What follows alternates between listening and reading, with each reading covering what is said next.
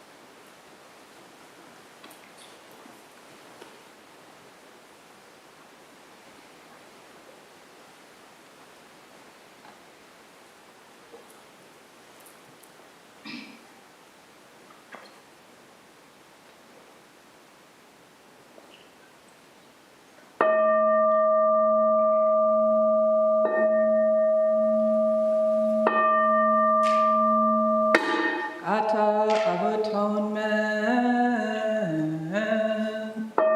all evil karma ever committed by me since of old, on account of my beginningless greed, anger, and ignorance, born of my body, mouth, and thought, now I atone for it all. All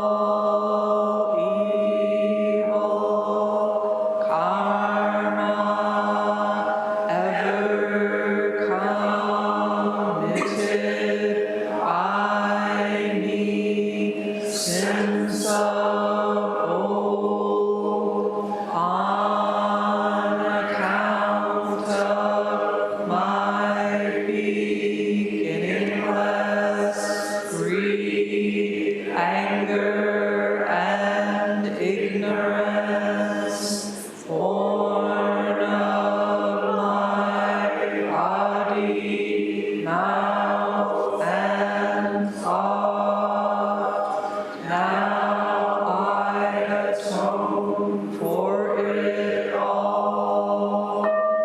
All evil karma ever committed by me since of old, on account of my beginningless greed, anger, and ignorance, born of my body, mouth, and thought, now I atone for it all.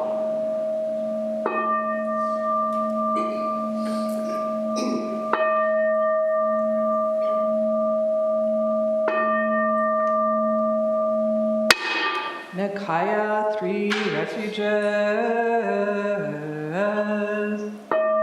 Buddham saranam gacchami.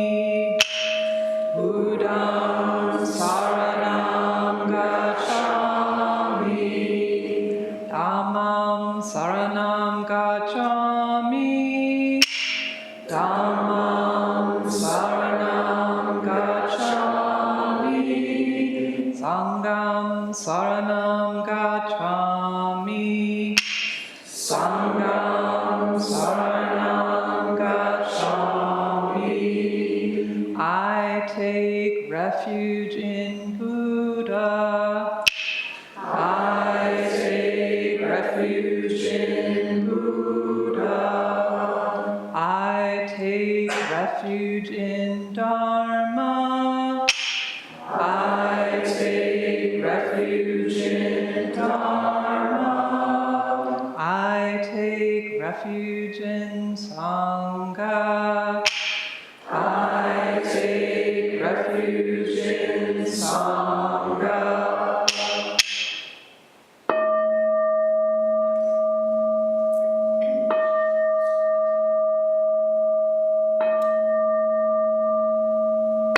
The 5 remembrances. I am of the nature to grow old. There is no way to escape growing old. I am of the nature to have ill health. There is no way to escape having ill health. I am of the nature to die. There is no way to escape death. All that is dear to me and everyone I love are of the nature of change. There is no way to escape being separated from them.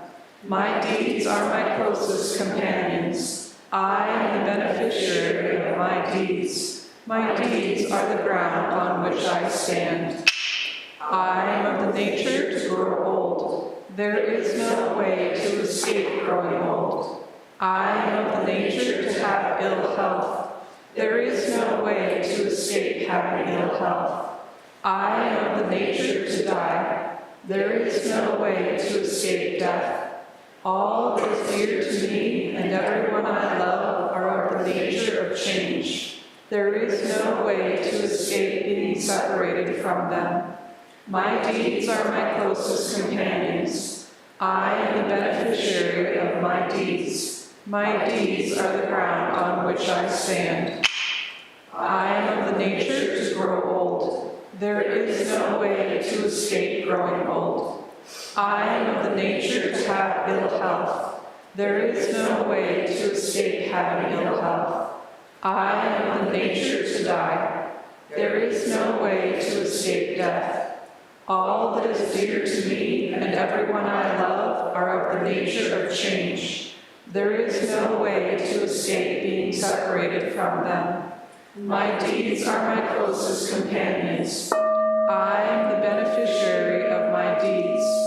My deeds are the ground on which I stand. This precious human life, rarely encountered, is easily lost.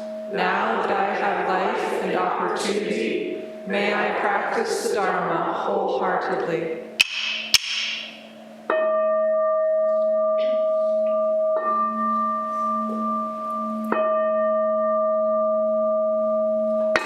Mahayana refuge. In my heart, I take refuge in Buddha, Dharma, and Sangha. May I liberate suffering beings and bring them to great joy. May the compassionate spirit of love grow within me, that I may actualize the great way. In my heart, I take refuge in Buddha, Dharma, and Sangha. May I liberate suffering beings and bring them to great joy. May the compassionate spirit of love grow within me, that I may actualize the great way. In my heart, I take refuge in Buddha, Dharma, and Sangha. May I liberate suffering beings and bring them to great joy. May the compassionate spirit of love grow within me, that I may actualize the great way. Invocation of the lineage. I give thanks for the guidance of my teachers.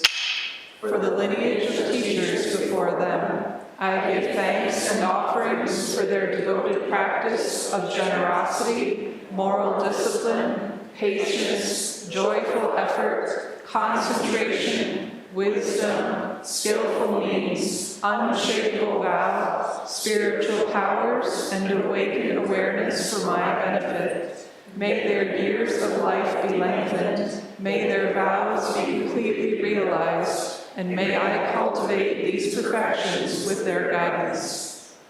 7 practices of the Bodhisattva. I bow down in body, speech, and mind. I offer the best I have to give, both real and imagined, to fill the space between us. I regret and purify all transgressions. I rejoice in all virtues. I request you to remain until total enlightenment. I request wise and compassionate guidance. I dedicate my merit for the sake of all beings. Generating love and compassion, may all sentient beings be free from clinging and hatred.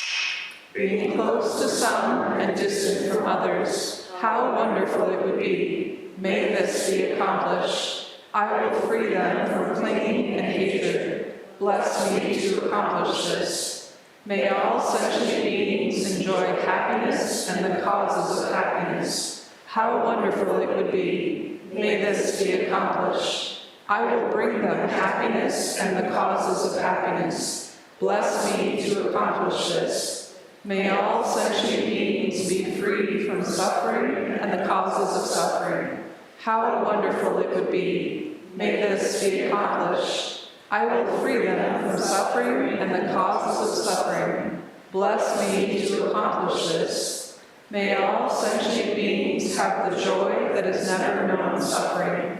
May they be free from clinging, hatred, jealousy, miserliness, doubt, pride, wrong view, ignorance, and dualistic thoughts. How wonderful it would be. May this be accomplished. I will bring them to this state. Bless me to accomplish this. Please stand for the Heart Sutra found on page 4 in your liturgy book.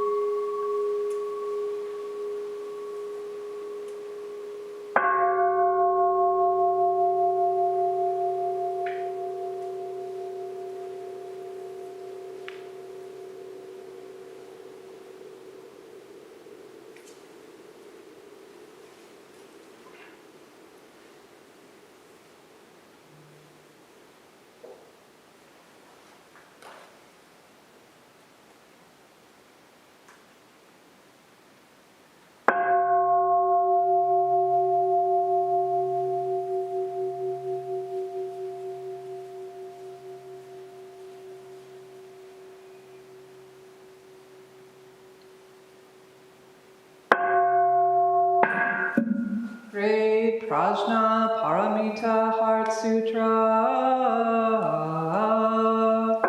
Avalokiteshvara Bodhisattva, practicing deep Prajna Paramita, clearly saw that all 5 skandhas are empty, transforming all suffering and distress. Shariputra, form is no other than emptiness, emptiness no other than form, form is exactly emptiness, emptiness exactly form, sensation, perception, mental reaction, consciousness are also like this. Shariputra, all things are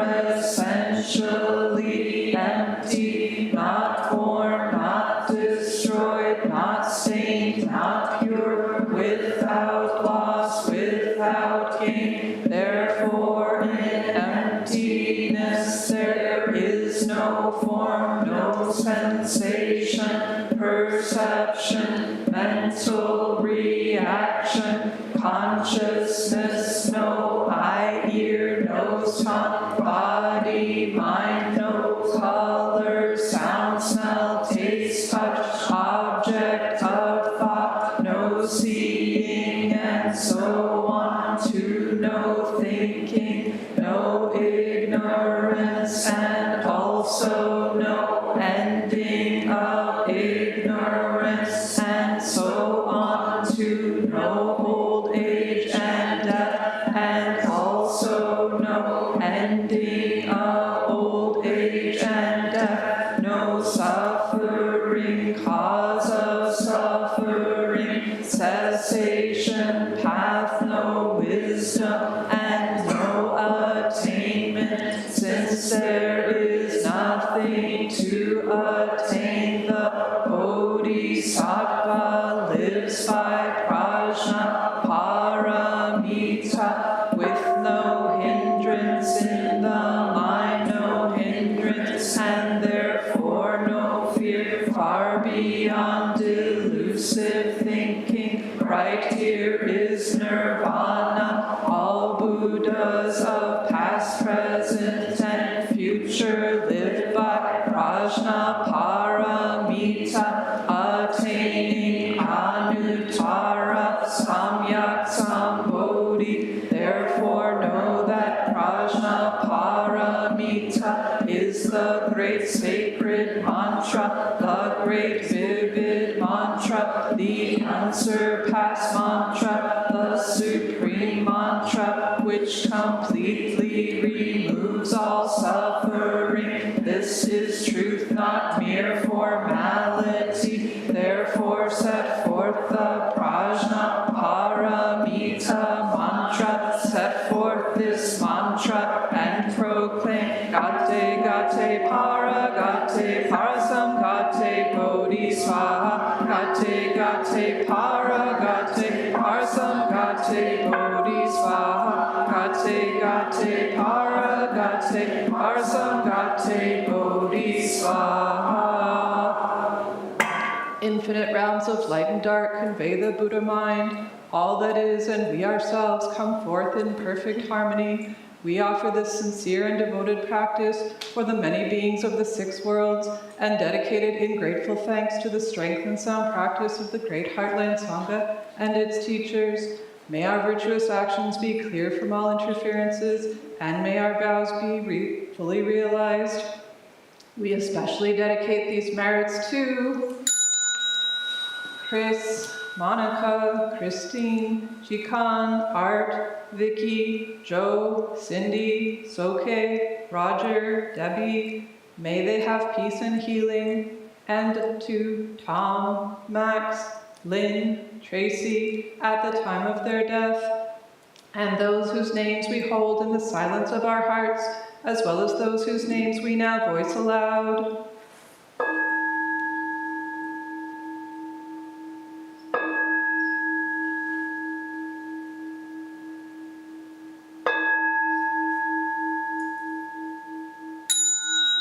May we live in perfect peace with Buddha Dharma, and may we realize the Buddha way together.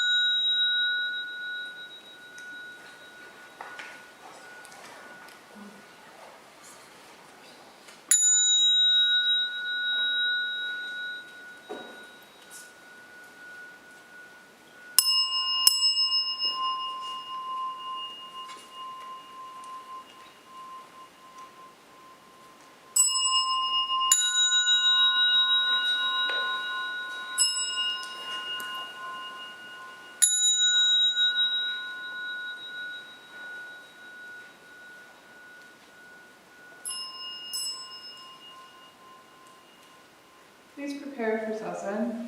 Dharma school teachers and kids, please meet at the door.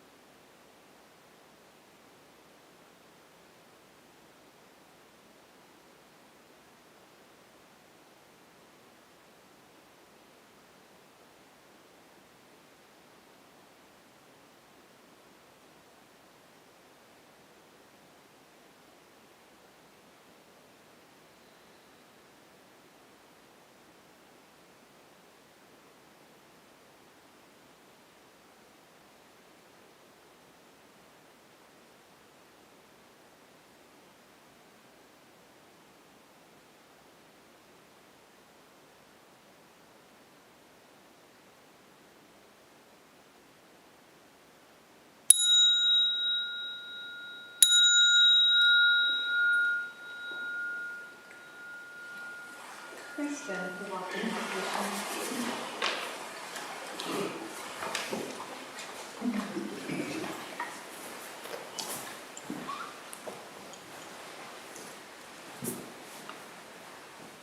The sound of the clappers, first and third rows will turn to your right, second and fourth to your left. The second time the clappers sound, we will begin a slow walking pace. When they clap again, we will take on a brisk walking pace.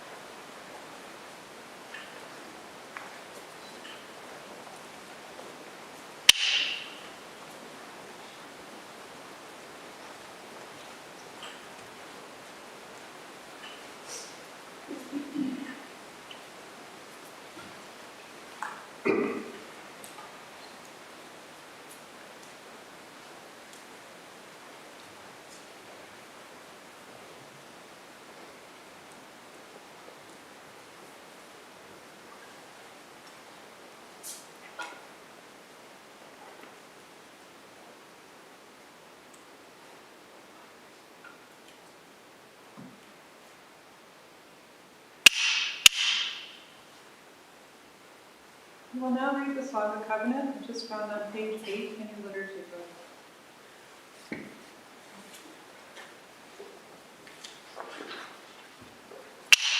We, the Daishin Kokuchi Sangha, with respect for the worth and dignity of each person, with wonder at the wisdom and compassion we seek to cultivate by practice, and with deep gratitude for the teachers of this lineage and our connection to one another, covenant to support each other by upholding the precepts of doing no harm, practicing good, and actualizing good for others.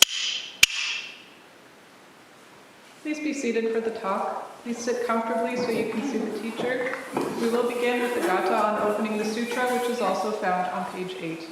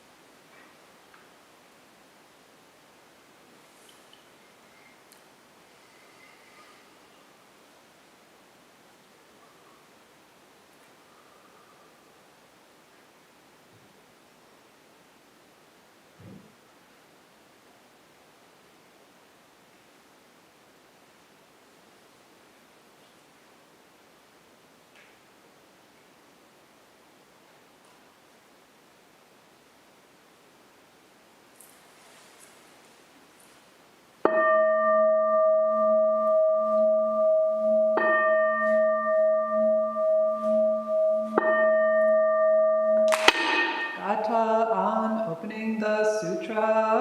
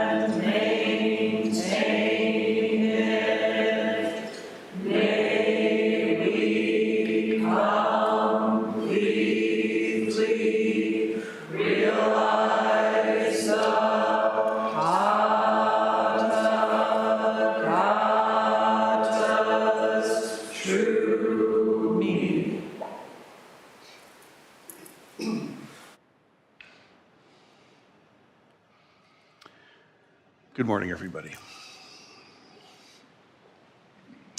In our community, we've taken up the study of the Lankavatara Sutra for this Ango training period. And one of the features that we have here is there's a practice called Sangha circles. And Sangha circles involve, for members, getting together in different members' homes and having a sort of a sharing time. There's a structure to it. There's some ritual and some form that needs to be followed. But they focus on the theme of the Ango, and everyone in the community that's participating in that has a chance to share. Well, best intentions. I had thought that the subject for the Sangha circle, I would have time to give some teaching on it before the Sangha circle started meeting. No. That is not the way that particular tune went down. No, different key altogether.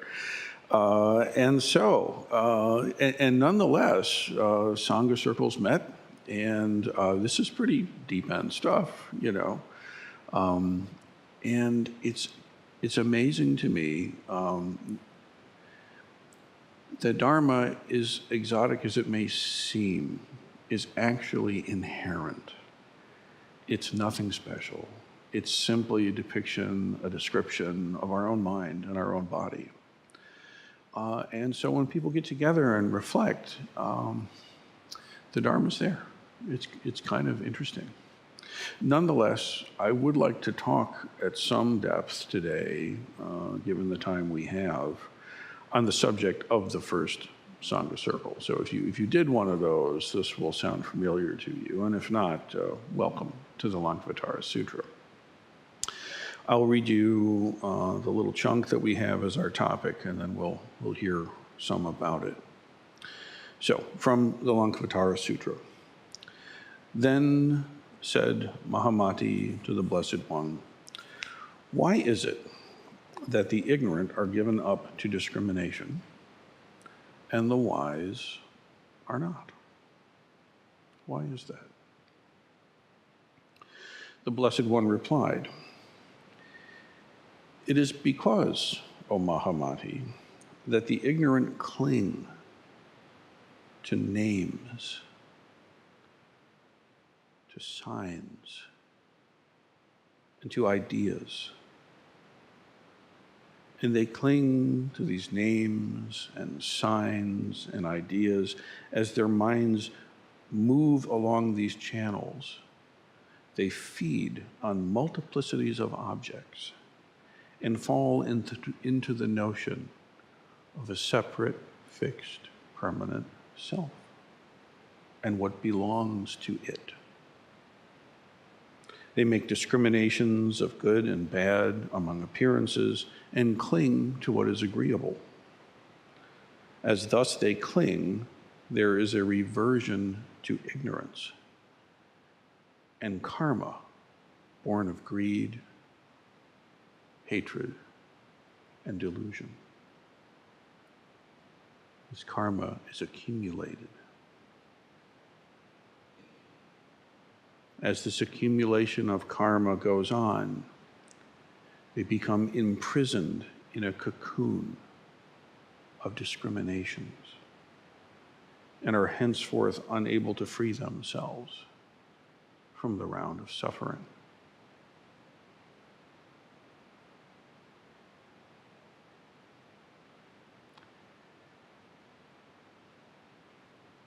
Because of ignorance and delusion, they do not understand that all things are like Maya, illusory, like the reflection of the moon in water, that there is no self-substance to be imagined as a permanent self and its belongings, and that all their definitive ideas rise from their false discriminations of what exists as only seen of the mind itself. They do not realize that things have nothing to do with qualified and qualifying, nor with the course of birth, abiding, and destruction. Instead, they assert they are born of a creator, they are born of time, of atoms, of some celestial spirit. It is because the ignorant are given up to discrimination that they move along with and cling to the flowing stream of appearances. But it is not so with the wise. So, this is really getting into the heart of it. And it's perhaps not clear why discrimination would make sense. After all, hemlock is not to be drunk, right? Water is good. Gasoline, you don't drink it. You need to decide and discriminate. Red means stop in traffic. Green means go. You do well to discriminate the difference, right? So let's be clear, right? It's not talking about the mundane functionality that we all need to be able to exist. I mean, we couldn't get from one end of the building to the next without some sense of being able to make decisions, right? Being able to perceive things. But the problem is much deeper than that. The teaching of the Lankavatara Sutra is pointing us exactly at what Zen is, right? Zen is a special transmission outside of the sutras. Ironic for a sutra, but there it is. With no reliance on words and letters. A direct pointing to the human mind and the realization of full Buddhahood. A special transmission outside the sutras. And yet, transmission includes sutras. So let's look again. Then Mahamati said to the Blessed One, "Why is it that the deluded are given up to discrimination and the wise are not?" The Buddha replied, "It is because the ignorant cling." Ignorant here doesn't simply mean those without the benefit of a good education. It means those who do not see reality as reality actually is, right? When we actually don't see reality as reality is, and we expect our illusory reality to be met perfectly by the world, we cascade ourselves into a credenza of suffering. It's going to happen 10 times out of 10, 100 times out of 100. Maybe you've experienced it once or twice. It is because the ignorant cling.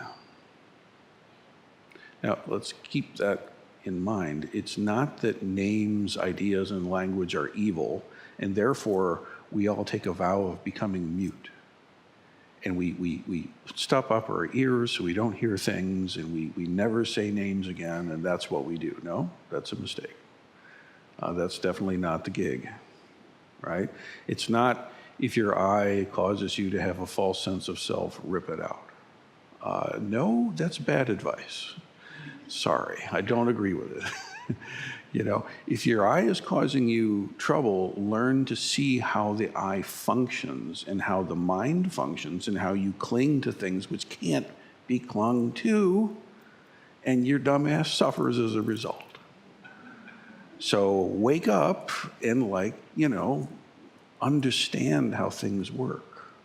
Leave your eye alone, please, if you're lucky enough to have them.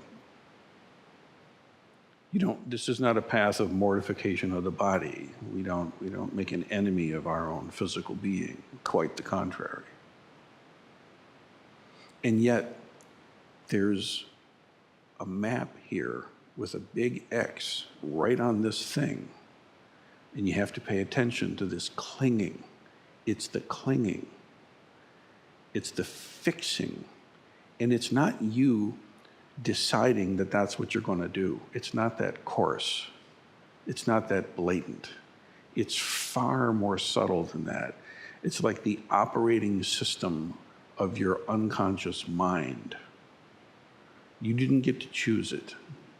You didn't sign off on it. There's no consent here. It's not just volition. Do you understand? Don't think, oh, well, I'm not attached to my sweet guitar, I'm fine. It's not it yet.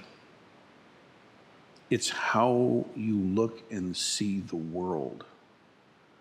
When you see the snow cascading outside, how you see that snow, how you hear the sound of the temple bell, how you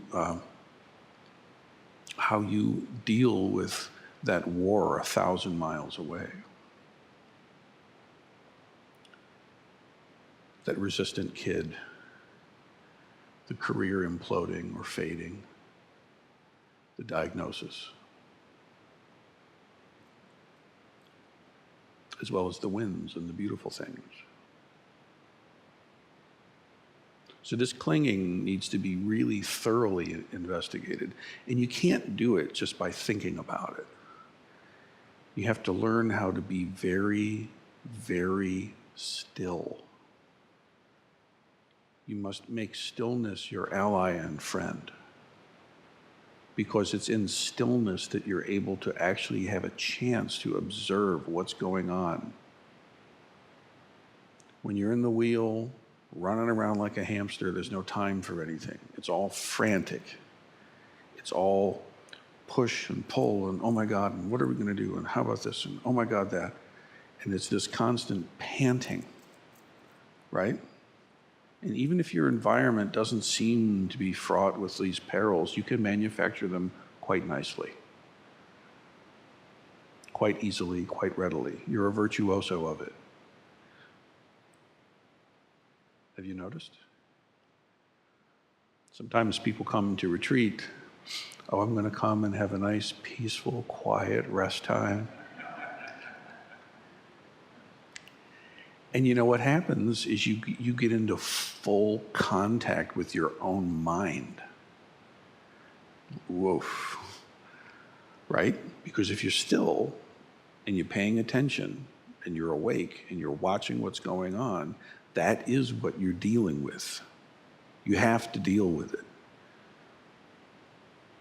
It's not acceptable to just kind of sit there and doze off or just go elsewhere or to try to cajole yourself into a happy feeling or something. You have to watch very, very, very precisely the most minute movements of mind.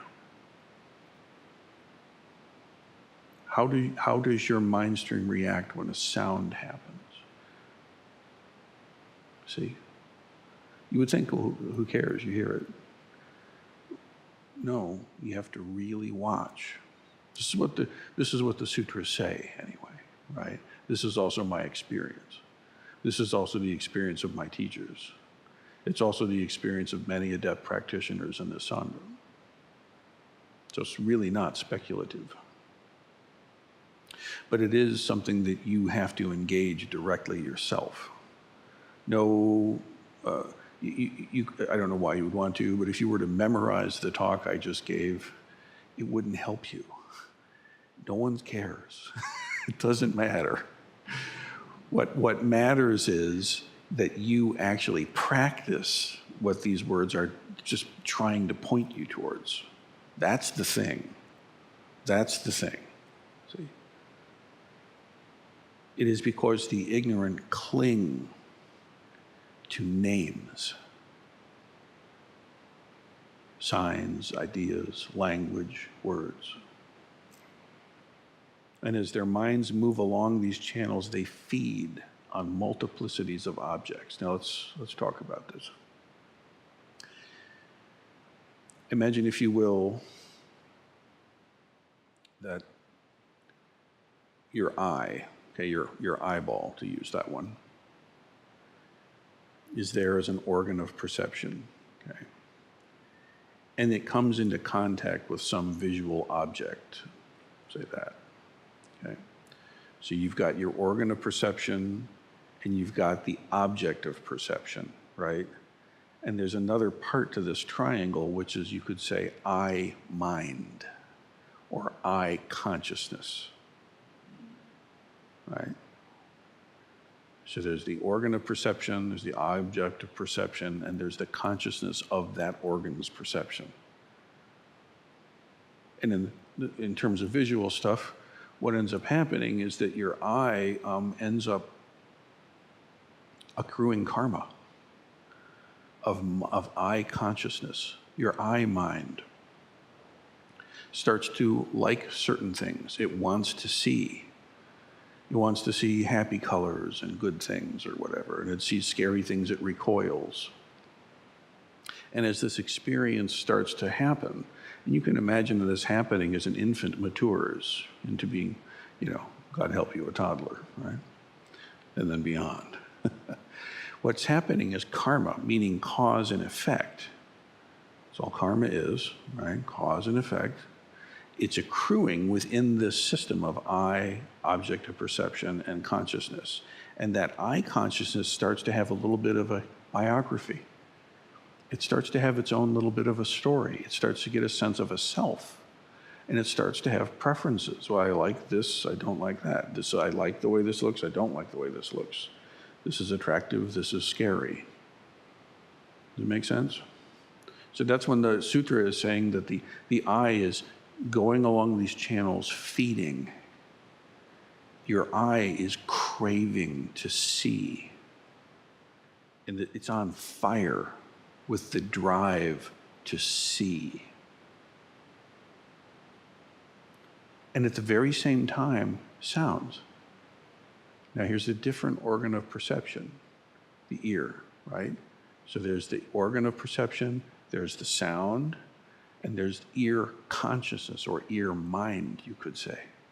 And it's got its own whole trip, right? It starts to accrue experiences that start to plant seeds, that start to ripen. And so we have sounds that we enjoy. The ear is on fire to hear what it wants. It has its own drive, and it feeds along the channel of sound, says the music professor.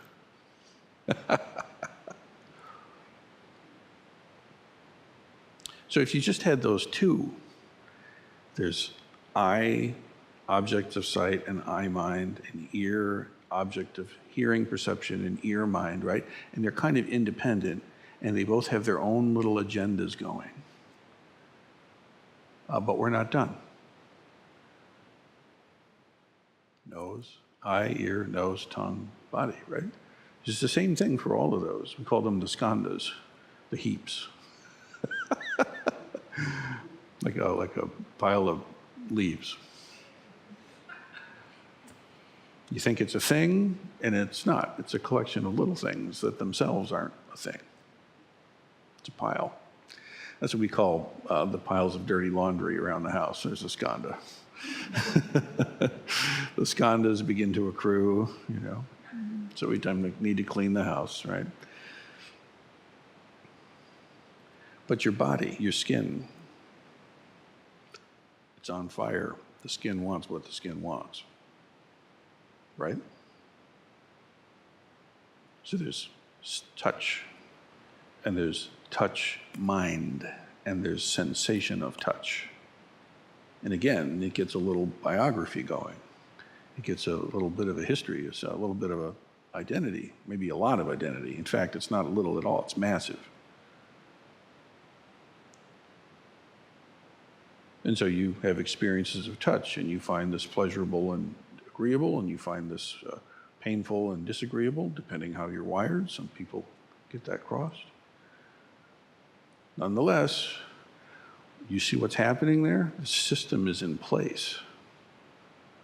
The Buddha said, the house is on fire. Does it make sense?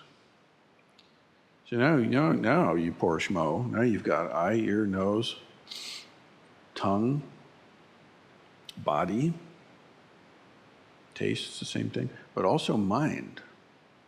If you've tracked this far, we should be able to track the next step.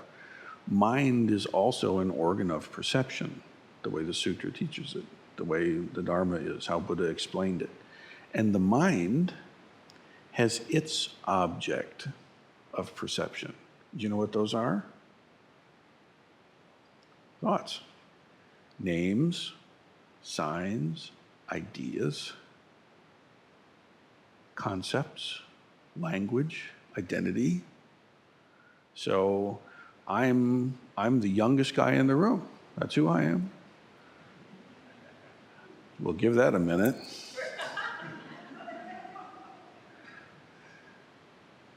Right? So your thinking mind, and this is a little bit of a stretch, but go with me here. In the same way that there's the organ of perception, the object of perception, and then the organ mind, so I mind, you have, I guess we could use the term brain, let's say, just as an expedient means. There's the brain, there's the thoughts, and there's brain mind. Right? So there's like mind, I guess you could say. It's the mind of thinking. And it starts to have, it's on fire, and it wants the right thoughts and the right names and the right ideas. And this is not like an idle, oh, it'd be nice if. No, you feel like your life depends on this. People will slaughter each other in cold blood over ideas. Have you noticed this? People will do immense harm to themselves because of ideas. Right? It's a little spooky.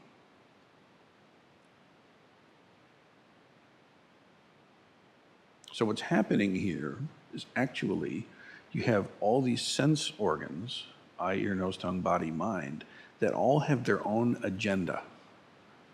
They do. Yes, they do. And they perpetuate themselves. Every experience is karmically a seed to the next experience. So this thing perpetuates itself. And then when the way we experience things, if we don't critically examine, is we take this to be me. Somehow the sum total of all these desires and drives, attractions and repulsions, we take to be me. And worse than that, we take that me to be permanent, fixed, self-sustaining, which is just not true. But it feels pretty damn true, you know? So listen again. Mahamati said to the Buddha, why is it that the ignorant are given up to discrimination and the wise are not? The Buddha replied, it is because the ignorant cling to names, signs, ideas. As their minds move along these channels, they feed on multiplicities of objects and fall into the notion of a permanent self and what belongs to it, ego. They make discriminations of good and bad among appearances and cling to the agreeable. As they thus cling, there is a reversion to delusion.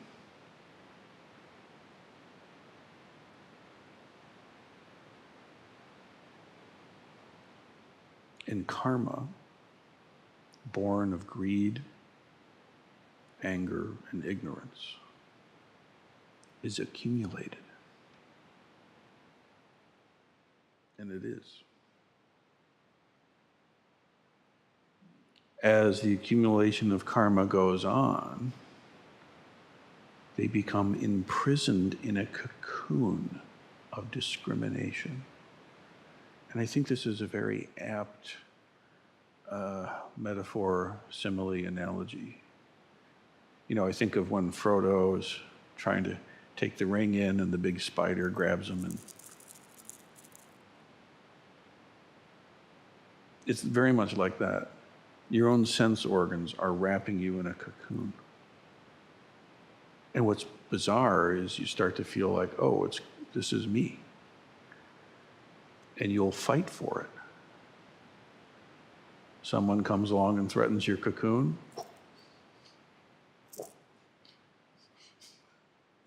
My cocoon, back off. Right?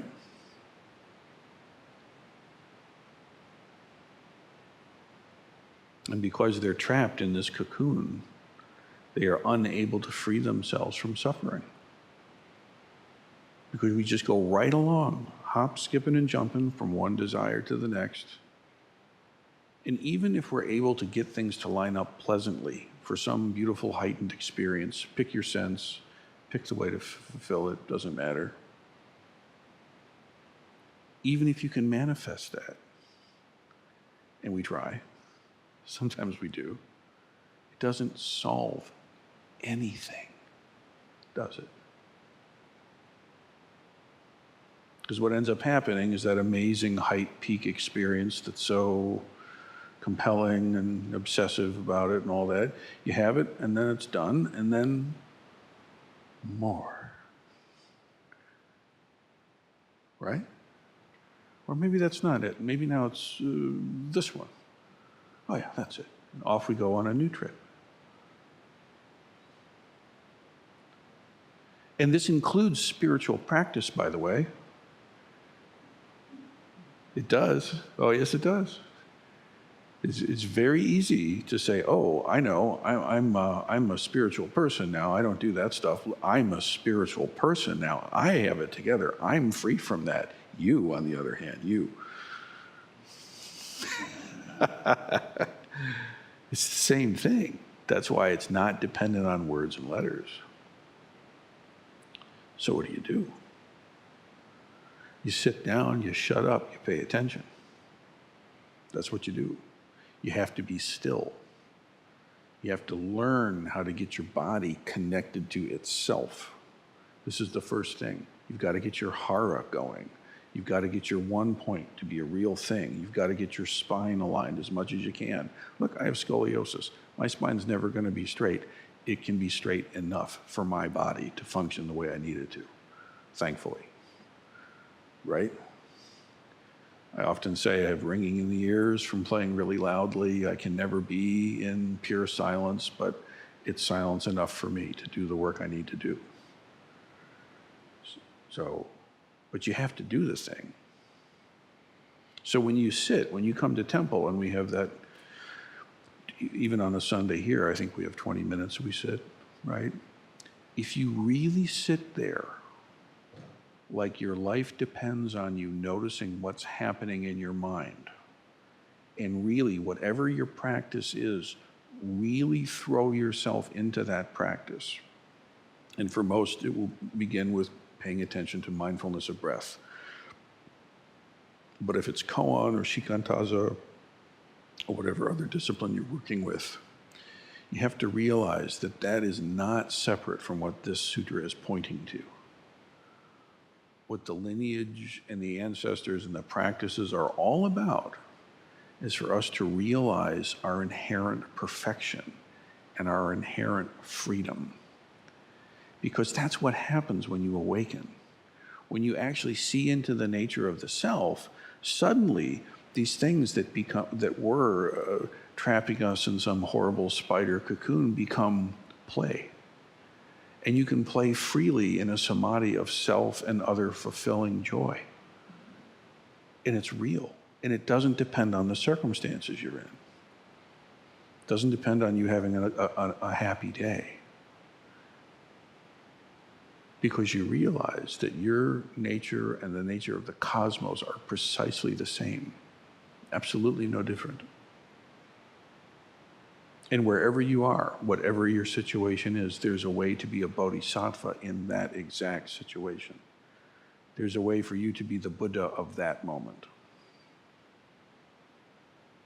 And it doesn't depend on the circumstances, whether pleasant or not, welcome or not, what you've chosen or not. That has nothing to do with it. That's not a cop-out. Or if you think it is, that's a cop-out. It's not acceptable. Your inherent freedom doesn't depend on lining things up just right. But you do have to line things up right to see your inherent freedom.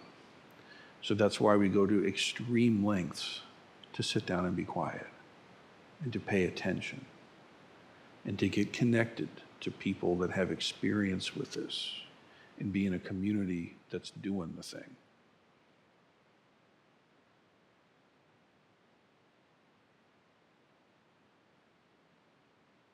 It is because the ignorant cling to names, signs, and ideas. As their minds move along these channels, they feed on multiplicities of objects and fall into the notion of a false self, an ego, and what belongs to it. A few ancestors later, from Bodhidharmas, bringing the Lankavatara Sutra, a Chinese ancestor would say it this way. Notice the Taoist key we play in now. The supreme way is not difficult. It just precludes picking and choosing. Without yearning or loathing, the great way is perfectly apparent. While even a hair's breadth difference separates heaven and earth, to see the way with your own eyes, quit agreeing and disagreeing. The battling of likes and dislikes, this is the disease of the mind. Misunderstanding the great mystery, people labor in vain to find peace. Right? So it's not about having no opinions about anything, or not being able to choose which pasta you'll have for lunch or whatever. But it's something very, very deep, very subtle. So please watch, please pay attention.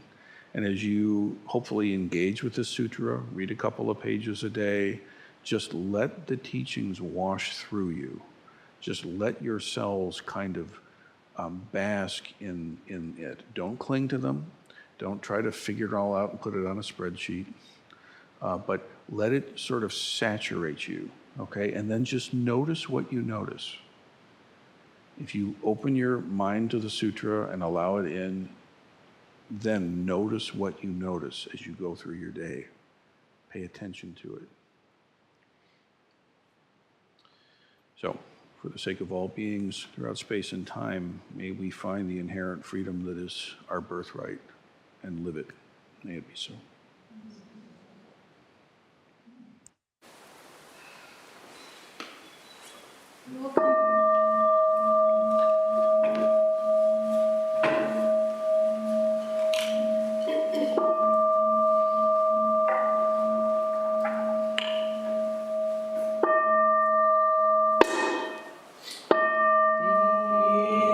These are numberless. I vow to free them. Delusions are inexhaustible. I vow to end them.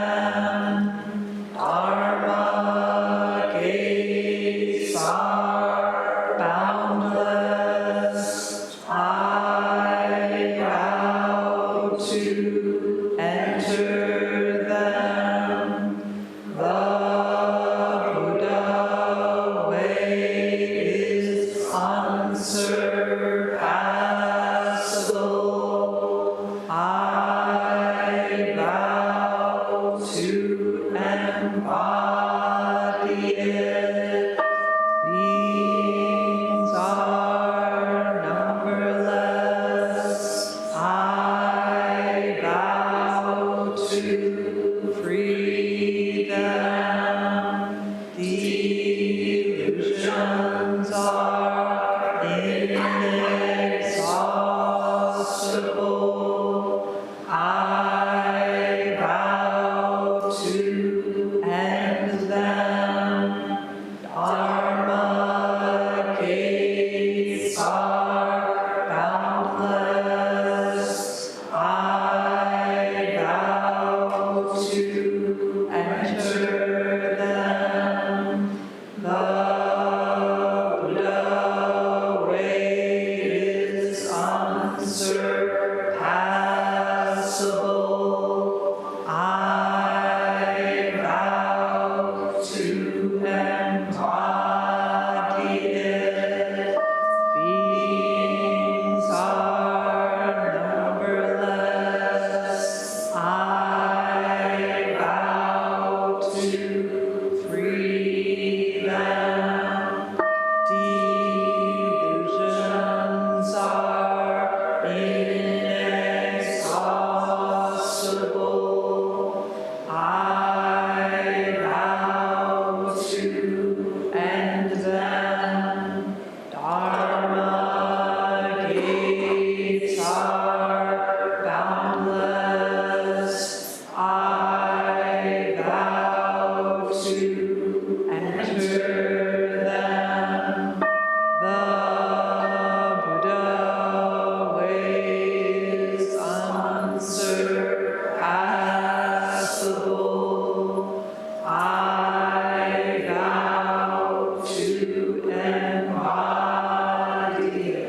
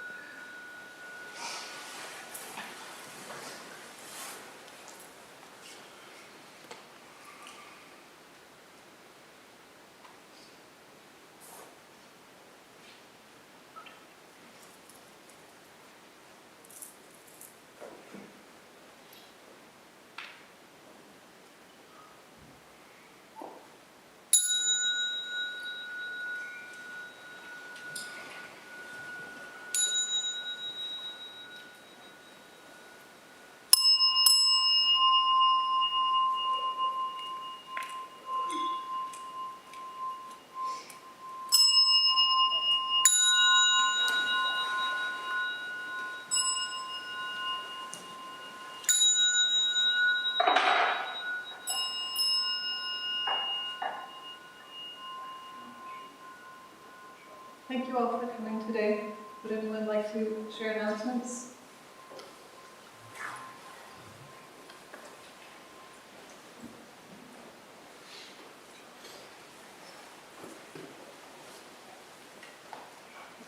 My name is Riho. I just wanted to share a reminder that next Sunday is the second meeting of the Long Rim class. We'll be meeting at 8:30, and I'll send out a reminder this week with a Zoom link for those who need the distance.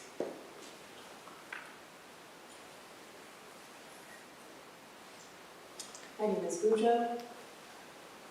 Is this on? Today in Dharma School, we finished up a weeks-long focus on the 5 remembrances. So we ended with, now that I have life and opportunity, may I practice the Dharma wholeheartedly. And we read a wonderful story that Yukin brought to us about 2 birds and how they perceive and appreciate their life differently. And you guys want to hold up your birds? We had Elliot and Quentin and Villette and Elias. Yeah. So we each made 2 birds. And I think we're going to post this story later when we post pictures from the members group because it was really wonderful. Thank you.